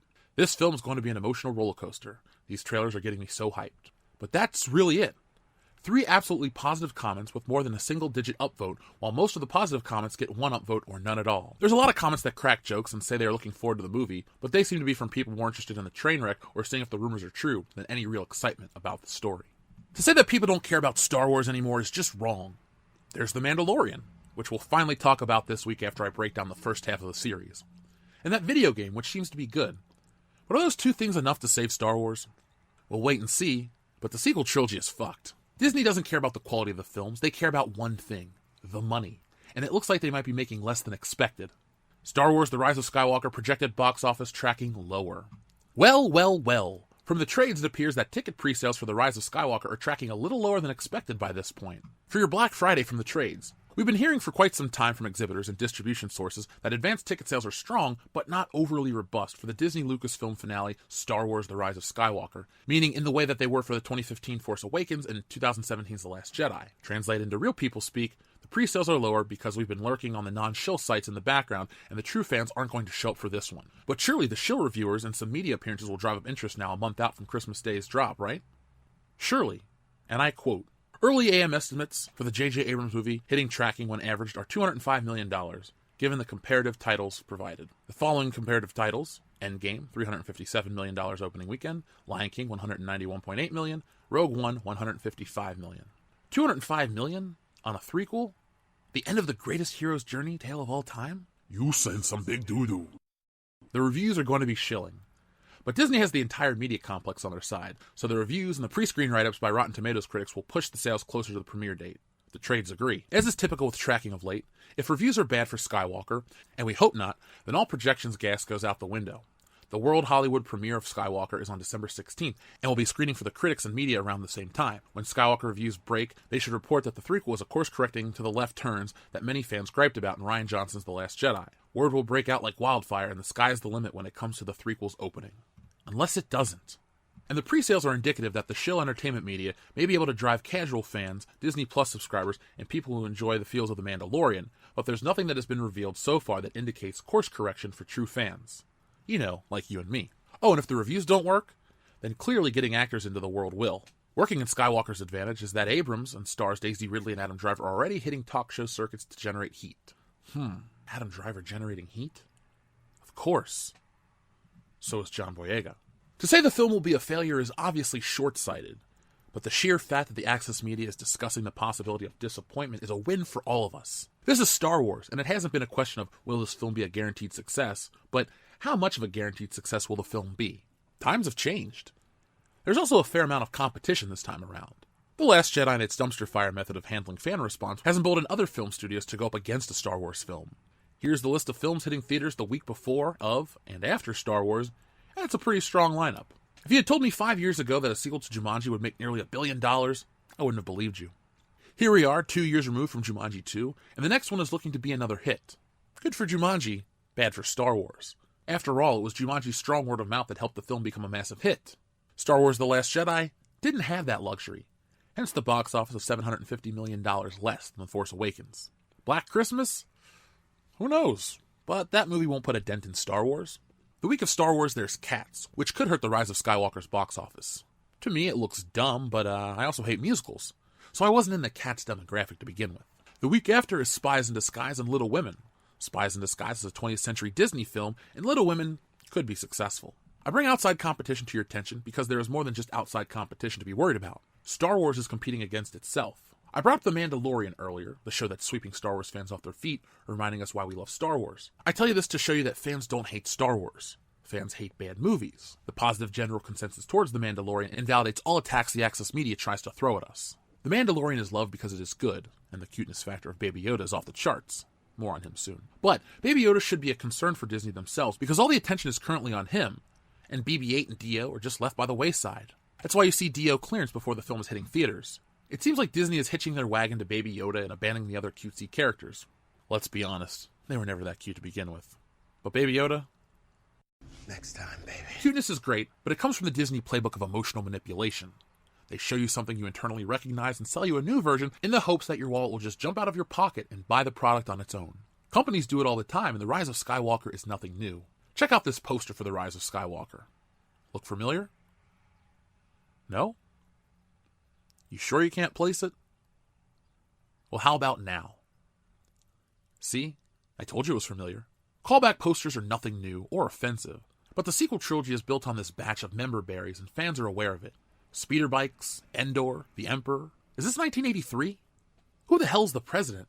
Ronald Reagan. Ronald Reagan?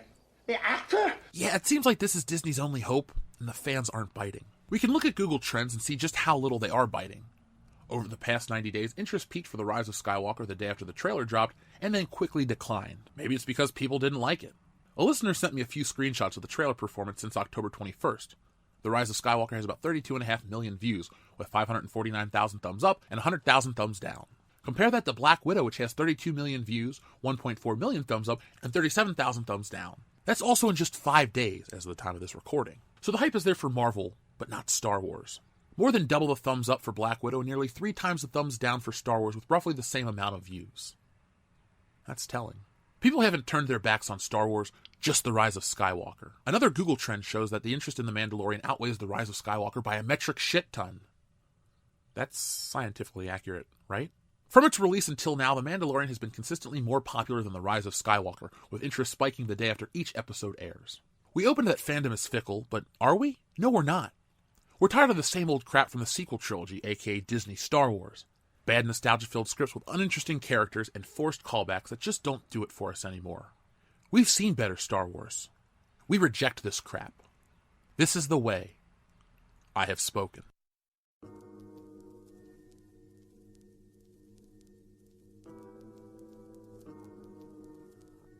So that's it for today, folks. What do you think about all of this? We're just a few days away from The Rise of Skywalker, and it seems like less and less people care each and every day.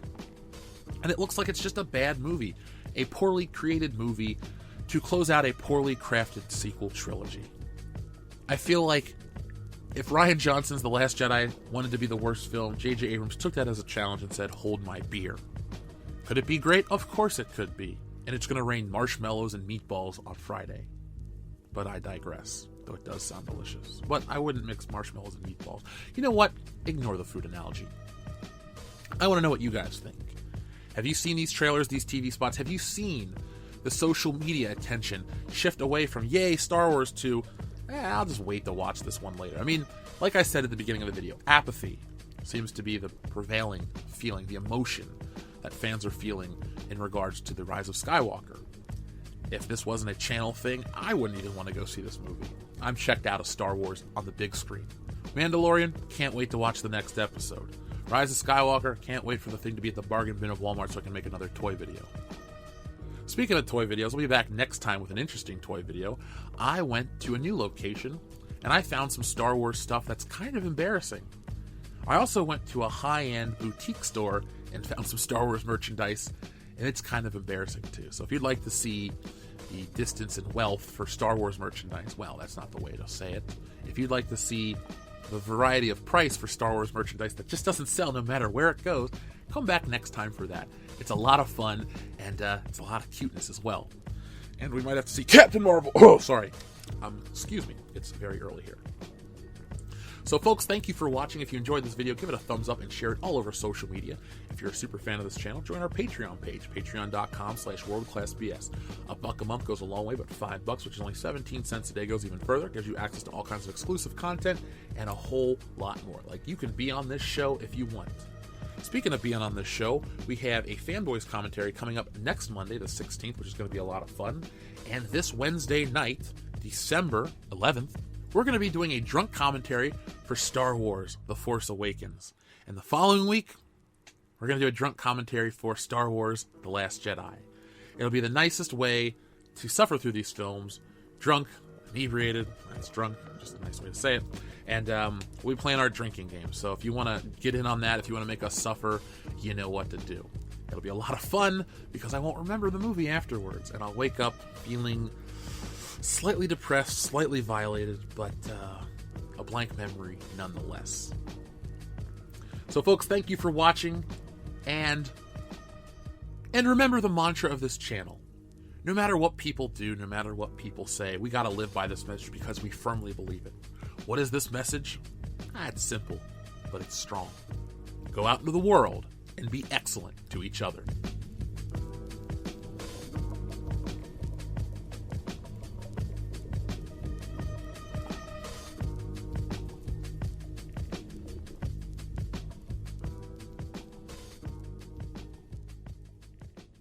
YouTube has dropped new rules, and I'm just so sick of it. There's no point. They say they want to reduce borderline content, threats, harassment. I'll tell you what YouTube's doing. Let me just cut to the chase. It's a new harassment policy. It's based around Carlos Maza and Steven Crowder. Already people are being banned. Let me show you. Download your favorite bullying vids before YouTube takes them down, says iDubbbz. Your video has been removed from YouTube. They say, hi, iDubbbz TV. As you may know, community guidelines, yada, yada. Content cop Leafy was flagged and removed. Guess what? YouTube applies rules retroactively. Basically, here's my understanding. The rules are vague. They make no sense. YouTube is basically saying, if you comment on other YouTubers, we're going to ban you. YouTube does not want to be this. YouTube wants to be Google's version of Apple TV. Google and Apple are big competitors. Apple comes out with a premium, over-the-top streaming service. They're buying big shows, $1 million budgets. Google can't just do that. They've tried YouTube Originals. YouTube is their video platform, and boy, do they regret it. It's expensive. It's full of controversy. And YouTube wants desperately to be rid of me, be rid of you, be rid of Steven Crowder. Yes, even be rid of David Pakman and Jimmy Dore. They don't want us on the platform. What do they want? They want Jimmy Kimmel on the platform. They want approved mainstream voices that toe the line. That's why they're on the trending tab and we're not. That's why the rules apply to us but not to them. It's why Jimmy Kimmel can insult whoever he wants, and they will ban you for making a facetious, humorous video that's just meant to be tongue-in-cheek, but too close to bullying. Official blog. An update to our harassment policy. Now, listen. They want to get rid of veiled threats. Okay, fine. Don't make veiled threats. The problem is the rules are vague. We don't know what the rules are. Mumkey Jones got banned a long time ago. We don't even know why. He broke no rules. Steven Crowder got removed from the partner program. He broke no rules. We get it. The rules don't matter. If YouTube, here's what you do, guys. YouTube, if you're listening, make a policy that just says, we gonna ban you if we want to ban you. We gonna ban you if we want ban you. That's it. Just spray paint it, scribble it with a little stylus. There you go. We get it, man. You're gonna take us down. Here's what I think is happening. YouTube doesn't want this, right? Like I said. But YouTube can't just ban this. It would be too much bad press, and it would rock the boat and potentially destroy YouTube. But YouTube today, all right, I'll tell you this. YouTube today is the top channels are overwhelmingly corporate sponsored channels. In 2010, 80% of the top channels on YouTube were homegrown creators. Today, it's like 20%. YouTube is slowly erasing us. They are slowly getting rid of what we do, and they're doing it by slowly changing the rules so that we get banned, so our content can't appear. And then in a year from now, they're going to say, you knew the rules. They're going to apply them retroactively. That's another tactic. iDubbbz is getting banned for an old video. They're going to got a video removed. Here's what they say. We've always removed videos that explicitly threaten someone, reveal confidential personal information. That's vague. They've removed videos from me because I said someone's name that was in the public domain. Or encourage people to harass someone else. Moving forward, our policies will go a step further and not only prohibit explicit threats, but also veiled or implied threats. That, fine. But what does that mean? This includes content simulating violence toward an individual or language suggesting physical violence may occur. No individual should be subject to harassment that suggests violence. So if I said, like, man, John Doe, you're asking for trouble if you keep doing this. People are going to get really angry if you go out and do X. Yep. What if I said, what if there was a video of someone, like, punching a dog? And I said, oh, man, you're asking for trouble, man. If people find out you're doing that, you're going to get hurt, you know? I'm not saying that I'm threatening you. You know what I mean? Yeah, you're going to get banned. This is vague. What if we're talking about video games? What if I was playing a video game with someone and I said, I can't even say it. What if you're playing GTA and you're like, I am going to end you, but more explicitly, like, I'm going to hunt you down and, you know, can't say it. There's a really funny thing, like Chris Reagan made a joke, somebody about, you know, calling his roommate gay or whatever, and they suspended him on Twitter. Beyond threatening someone, there is also demeaning language that goes too far. To establish a consistent criteria for what type of content is not allowed on YouTube, we're building upon the framework we use for our hate speech policy. We will no longer allow content that maliciously insults someone based on protected attributes, such as their race, gender expression, orientation. This applies to everyone from private individuals to YouTube creators to public officials. I don't see them saying major corporate figures, but fine, whatever. Here's what's funny. You know that immigration is a protected class? So is veteran status. So if someone called you a dumb vet, like, I didn't mean veteran, I meant veterinarian. They're different. Yeah, they'll ban you for it. Consequences. Something we've heard from our creators is that harassment sometimes takes the shape of a pattern of repeated behavior across multiple videos or comments, even if any individual video doesn't cross our policy line. To address this, we're tightening our policies for the YouTube Partner Program. This means, to all of those progressives, let me warn you, you guys who love ragging on Dave Rubin, keep doing it. You'll be banned. Hey, I tell you what, I was complaining about this for a long time. I said they will come for you next, and now here you are. Because you got these channels that love ragging on Rubin. Multiple videos, repeated pattern of behavior, you will be banned. There you go. Now, I certainly think it's fine if you want to criticize someone. You can't anymore. It's just not going to happen. I hope Keemstar will be all right. I think this might be bad for him, but he's not a mean dude or anything, but they might still say, hey, you can't make videos about people, right? They say what they'll do is channels that repeatedly brush up against our harassment policy will be suspended from the YouTube Partner Program, eliminating their ability to make money on YouTube. We may also remove content from channels if they repeatedly harass someone. If this behavior continues, we'll take more severe action, including issuing strikes or terminating a channel altogether. So let me remind you, if you made a video smack talking me, please do it. You know why? You're going to get banned. So I guess what? I don't make videos about other YouTubers. I rarely make videos about people outside of the public sphere, politicians. And I typically try to avoid directly being, like using direct insults. I might say stupid, naive, or ignorant, but I won't say horse face. But a lot of people like to insult me. So you know what? I'll kick back. I welcome it. I'm being facetious, by the way. This is dystopian. I'm confident that in a few years, several creators won't be here. I'm worried about Steven Crowder, to be honest, because he's a snarky comedian. So you can't even make jokes because jokes are offensive. You know, in the instance of Crowder and Carlos Maza, Maza was calling himself, these words. I can't say them. So Crowder repeats what Maza said. They pulled him out of the partner program, even though there wasn't a rule. It was a retroactive enforcement. They said, you know what? You broke no rules, but we're going to punish you anyway. They should have given him a warning. Stop now. New rule. Nah, the rules don't matter, and we know it. Toxic comments. Here we go. Oh, yeah, they're going to start banning comments. I get it. They say, we continue to fine-tune our systems to make sure we catch toxic comments, whatever. All of these updates represent another step towards making sure we protect the YouTube community. No, it isn't. Yeah, sure, technically. You're mad that woke progressives are insulting you in the press and hurting your bottom line. I get it, man. If the YouTube ads go, we're all in trouble. But at a certain point, you have to stand up for yourself. If these advertisers don't want to be here, tell them bye-bye. Guess what? Only one YouTube. Go somewhere else. If you want access to this massive platform, you got to understand, people sometimes say mean things. I'll tell you what. Veteran status is protected. Immigration status is protected. What's next? Cat lovers, dog lovers, trade unionists? Yeah. Have you read Fahrenheit 451? We get where it's going. YouTube says, if you're offended, we're going to make you a protected class. All right. Journalists. Make it so that if you're journalism's a dangerous job. And with the president, I demand that YouTube make it bannable to insult people for being journalists or to use journalism as an insult. How about that? You see where we go from here? Everyone gets offended. Everybody demands they're protected. And then YouTube keeps pushing this nonsense. So, you know what, man? I know there are a lot of apolitical YouTubers out there.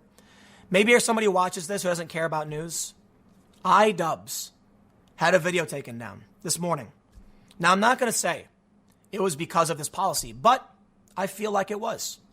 I'm saying I can't prove it, but this dude, iDubbbz, he does these content cop videos where he calls out other YouTubers. That's going to go away.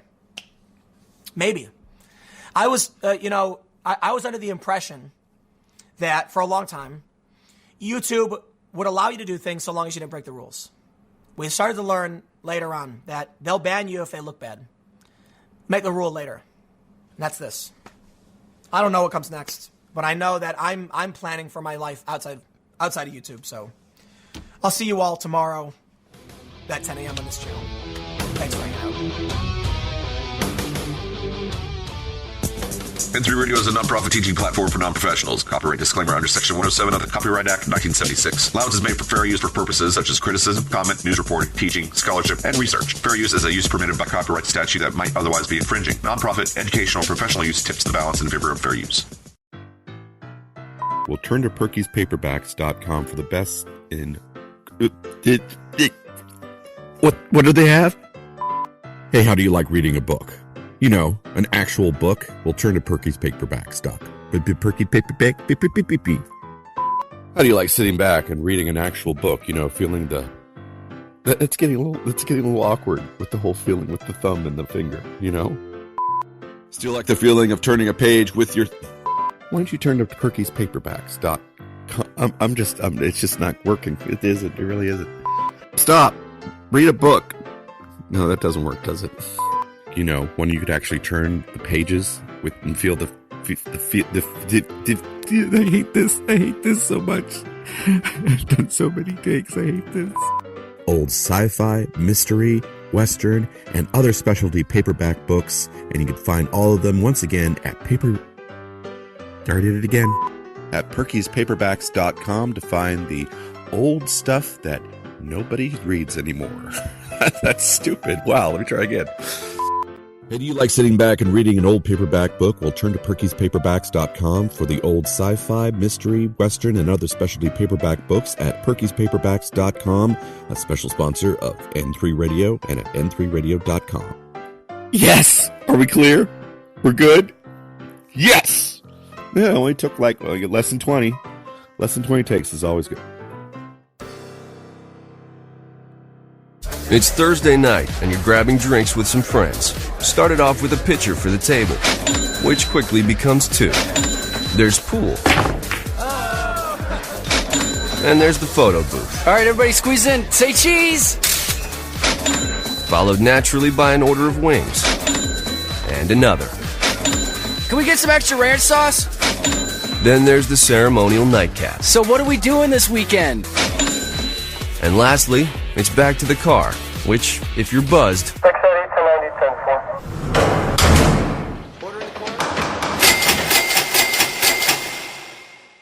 could be the most expensive night of your life.